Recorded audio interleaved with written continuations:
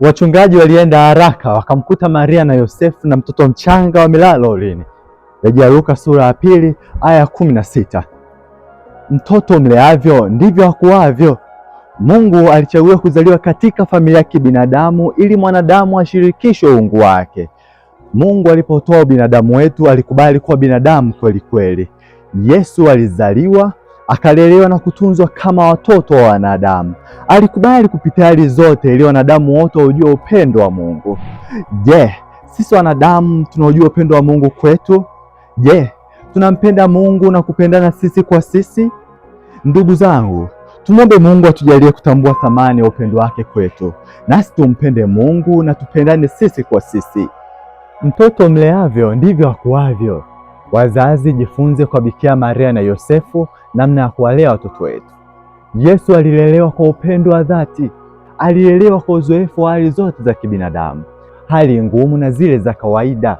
Alionja taabu, alionja faraja, na yote hayo ni kwa sababu anatupenda. Basi nasi tujifunze kuyapokea yote kwa upendo, kwa kuwa tunampenda Mungu. Familia ni mahali pa huduma. Yesu alihudumiwa na kuhudumia kwenye familia yake. Je, sisi tunazihudumia familia zetu? Je, tunahudumiana sisi kwa sisi? Familia ni mahali pa kujaliana. Yesu alidhihirisha kutujali kwa kukubali kuzaliwa kwenye familia kama sisi tuzaliwavyo. Aliwajali na kuwatii wazazi wake, nao walimjali na kumlea kwa upendo. Walijali mahusiano yake na Mungu. Walimpeleka hekaluni na kumfundisha kushika kanuni za dini na ibada. Walijali uchumi wake, kwani walimfundisha kazi na shughuli nyingine za kiutu. Pia walimjali na kumtafuta pale walipodhani kuwa amepotea. Walipompata walifurahi kwa ajili yake. Sisi je, tunajaliana na kujali shida, raha na mahitaji ya wenzetu? Ndugu, kuhusu familia kuna mengi ya kusema, lakini kwa ufupi naomba nihitimishe kwa kusema katika familia takatifu ya Yosefu, Maria na Yesu tunajifunza mambo mengi ya maisha ya familia.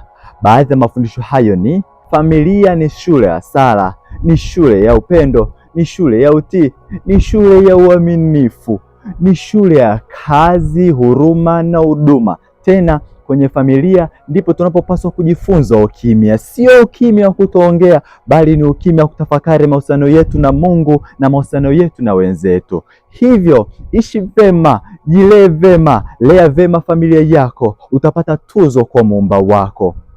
Enyi Yesu, Maria na Yosefu, tunawakabidhi familia zote za wanadamu, mzizamishe katika upendo wenu. Amina. Ulikuwa pamoja nami mtumishi wenu mdogo nisiyestahili, Oscar Mkatoliki. Tumsifu Yesu Kristo.